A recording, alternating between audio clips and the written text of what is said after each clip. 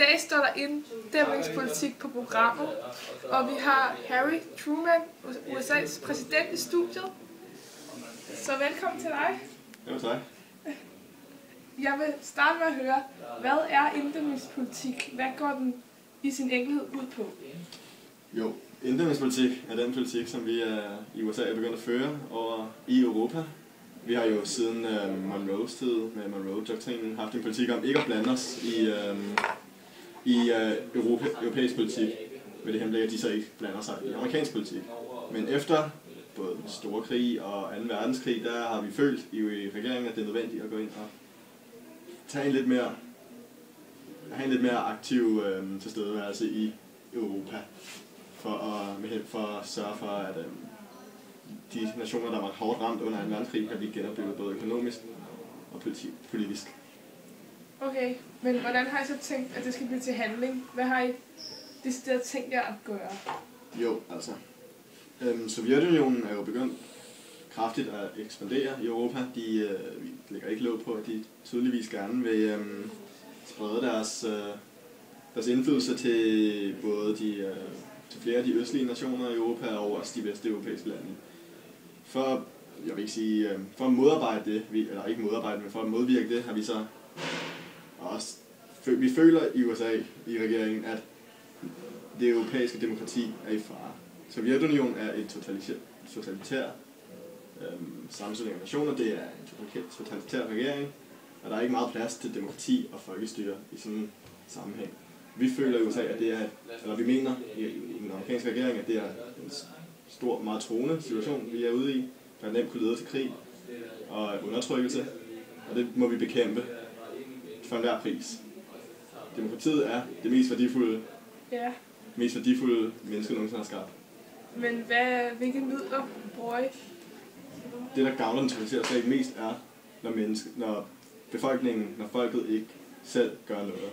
Og folket er måske mere tilbøjelige til ikke at gøre noget, når de ikke har det godt. Når de ikke økonomisk føler sig sikre, og ikke politisk føler sig sikre. Så jeg tænkte, at hjælpe dem økonomisk og politisk? Økonomisk, ja.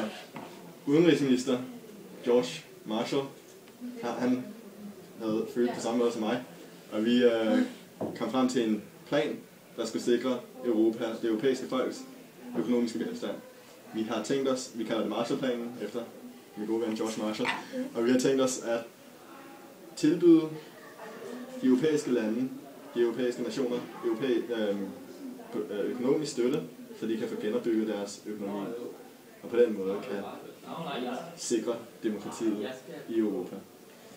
Men så I leger bare gavebod, og så bliver alt godt, eller hvad? Eller er der også nogle fordele for jer? Det er ikke en gavebod. Det er selvfølgelig vigtigt.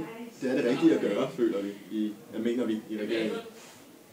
Vi er nødt til at støtte økonomisk, når nationer ikke selv kan klare sig. For det er det medmenneskelige at gøre.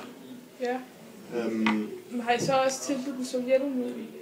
Ja, vi har tilbudt alle europæiske lande, den her, som har været involveret både direkte og indirekte i 2. verdenskrig, den her økonomiske støtte, fordi at det dur ikke, at vi kun hjælper vores venner.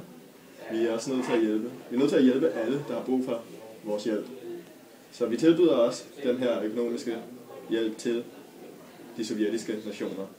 Og vi har allerede set, at både Polen og Tjekkoslovakiet, som er en del af Sovjetunionen, har vist interesse for den her hjælp, som vi tilbyder. Men hvad så med Sovjetunionen? Tager de vel imod? Vi havde et møde i Paris med de europæiske statsledere og deres udenrigsminister. Og Sovjetunionen var til stede i det her møde, og vi tilbød dem den her hjælp. Polen og Tjekkoslovakiet viste sig interesseret, som jeg sagde, men Sovjetunionen var ikke videre begejstret. Marshall sagde til mig personligt, at han følte, at det virkede som om, at Sovjetunionen så den dårlige, eller den usikre europæiske økonomi som gavnende for dem. Og de var ikke videre imponeret over vores tilbud om støtte til de her nationer. De kom så vidt, at den sovjetiske delegation valgte at forlade mødet. Og det medførte, at Polen og Tjekkoslovakiet trak deres ønske om at deltage i modtage den her hjælp, de trak deres ønske tilbage. Okay, den her magt, som Sovjetunionen så åbenbart har over de sovjetiske nationer, så ikke sammenlignes med jeres indflydelse på Vesten? Ja, altså det er jo tydeligt i hvert fald, at Sovjetunionen undertrykker de østeuropæiske nationer, og at de ikke selv kan få lov. De ikke selv kan måske har deres eget styre. Det er tydeligt, at de er tvunget til at følge Sovjetunionens ønsker og gøre sådan noget der, fordi de får besked på. Det er ikke, hvad vi gør i Vesteuropa. Vi tilbyder dem en hjælp, og de må selv tage imod den, hvis de har lyst til det, og de er lige så frie til at afvise den, hvis det er det, de ønsker. Selvfølgelig kan man pege på, at de vesteuropæiske lande så på en måde vil komme til at stå i vores gæld. Det vil kritikere nok sige, at de står i vores gæld. Det føler vi ikke i USA. Selvfølgelig er det her et lån, som skal tilbagebetales, men det er ikke sådan, at vi vil forlange den tilbage og dermed ødelægge europæisk økonomi, eller true dem med at ødelægge deres økonomi, for det er ikke vores ønske. Vores ønske er at hjælpe de her nationer til at etablere deres økonomi og deres demokrati, sikre demokratiet i Europa. Det er det, der er vores plan. Vi er ikke på jagt efter støtte eller en eller anden form for gæld fra de vesteuropæiske og østeuropæiske nationer. Vi ønsker simpelthen bare at sikre demokratiet i Europa. Men kan den her splid mellem demokrati og liberalisme så ikke, og kommunisme, kunne det tænkes, at det kunne føre til en ny verdenskrig? Den her bipolarisering, vi ser i verden. Man kan godt kigge på USA og Sovjetunionen som to store supermagter, der møder hinanden i Europa. Og det skaber tensioner mellem landene. Men vi er i USA's regering meget enige om, at vi ikke vil gå i krig med Sovjetunionen. Europa, hele verden, er lige kommet ud af en kæmpe krise, 2. verdenskrig, som var yderst skadelig på ikke blot Europa, men hele verden. Utallige mennesker, unge mænd, døde i kamp, civile mennesker døde, og det er en frygtelig ting, krig. Det er det værste menneske kan skabe. Det er ikke det, vi ønsker i Europa eller for resten af verden. Så derfor er vi fast besluttet på ikke at gå i krig med Sovjetunionen. Så du tager i hvert fald afstand fra en verdenskrig. Kunne det ikke tænkes, der vil udbryde små borgerkrig, som vi f.eks. har set nede i Grækenland? Situationen i Grækenland er jo lidt mere kompliceret end sådan.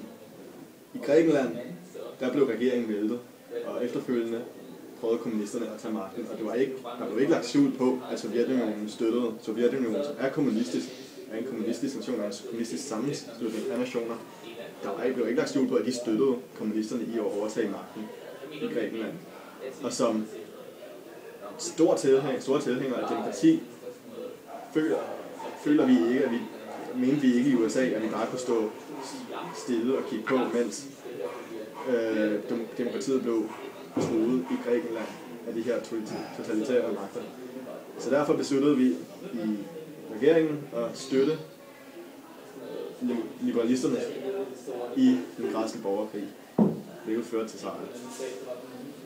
Ja, man kan godt sige, at USA og Sovjetunionen her kæmpede hinanden på fremmed grund, men alligevel føler vi ikke, at vi bekrigede Sovjetunionen, fordi i USA mener vi, at vi kæmpede for demokratiet, ikke mod Sovjetunionen.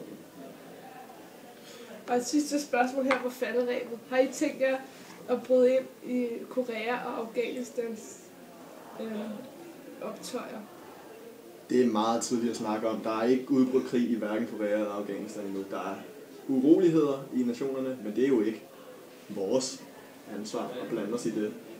Det er snarere Koreas regering og Afghanistans regering, der skal tage ansvar for de uroligheder. Selvfølgelig, hvis Sovjetunionen går ind og beslutter sig for at støtte de her kommunistiske oprørere, og det viser sig at være en trussel mod demokratiet i disse nationer, så vil USA gå ind og støtte demokratiet, som vi altid gør det. Jeg siger tak til dig, Truman.